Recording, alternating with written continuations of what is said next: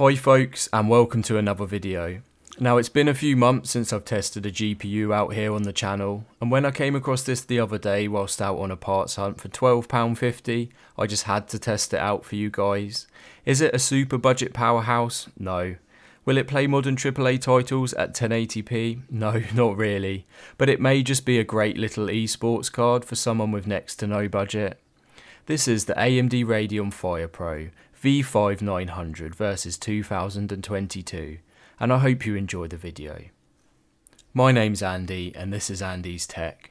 Now we've tested some budget potato GPUs here on the channel before, namely the R5-2400 and V3900, and with natural progression of course, we now have a V5900. The AMD FirePro V5900 was a workstation graphics card from AMD, released on the 24th of May 2011. It was based on the Cayman graphics processor and built on the 40nm process.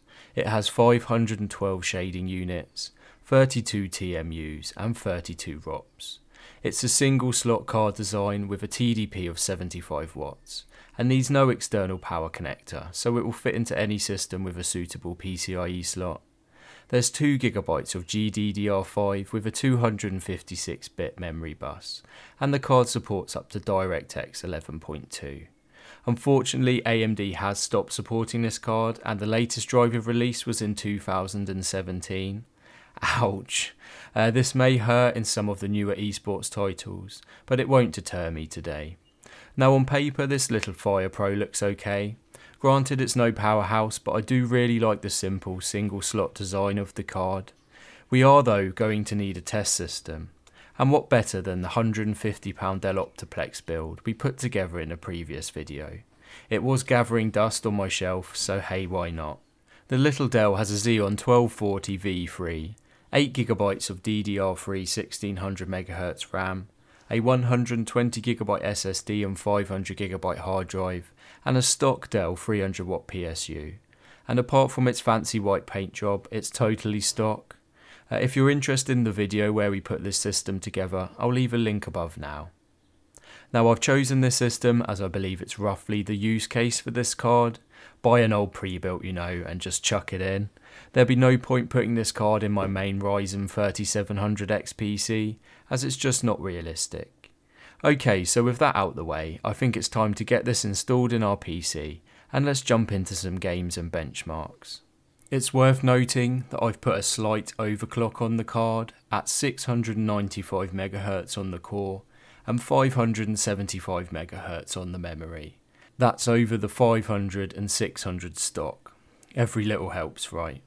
This is super easy to do in MSI Afterburner.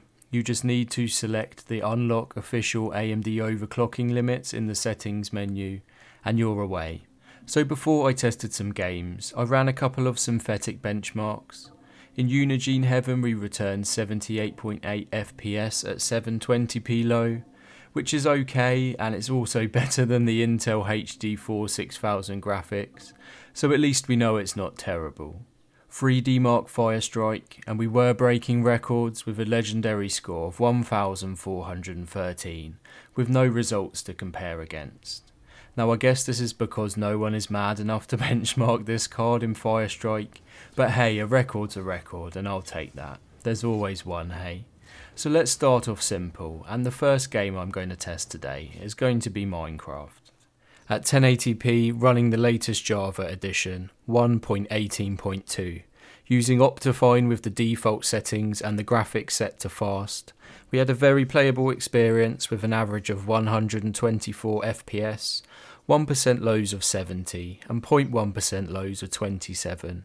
I started a new game and played for a few days, and I found a little island and built a house in a cave. There was nothing to complain about really while doing this. I did have to keep the render chunk distance set to 12, as it did have stutters when it loaded in chunks if we went any higher than that. But a lovely all-round Minecraft experience, and I could happily play the game like this. CSGO next. At 720p low settings to maximise our chances and frame rates. Again we had no problems really, with an average frame rate of 140 FPS. That's nearly a high refresh rate experience for £12.50. That said, the 1% and 0.1% lows were respectable as well, but it wasn't competitive really. There was a fair bit of input lag, so it was hard to get shots on target, but you could get used to it. But if you were a casual CSGO player, you wouldn't really mind this. It certainly did a lot better than I expected here, and left its younger brother, the V3900, in the dust. A pass in my book. I tested Overwatch next. Not a game I play massively. I can never work out quite what I'm supposed to be doing in it. I most probably let my teammates down quite a lot. I went for 900p low here. A 720p low I believe can look a little rough in Overwatch.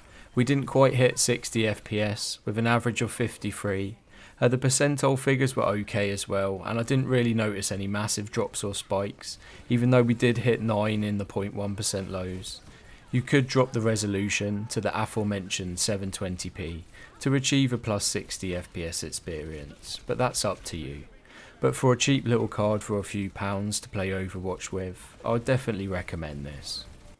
GTA 5.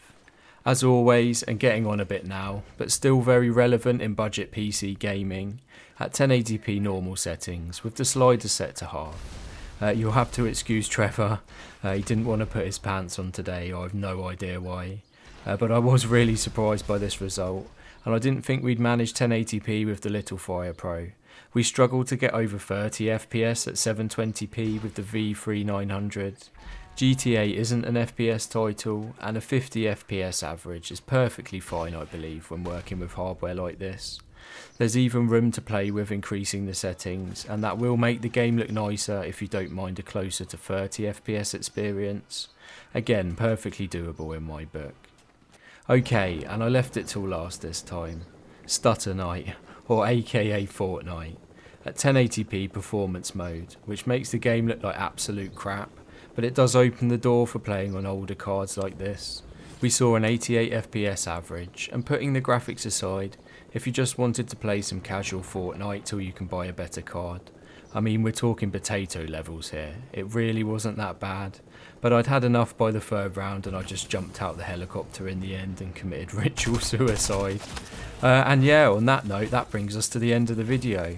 Is the Fire Pro V5900 still usable to play some games in 2022? Yes, I'd say there's definitely some limitations and you have to manage your expectations. I mean, it's no 1660 Super, but it's still perfectly fine for light esports use. The drivers will become more of a problem though as time goes on, but I didn't have any issues with the card while I was using it, and I think that's £12.50 well spent. So thank you for watching the video, and thank you to my now 500 plus subscribers.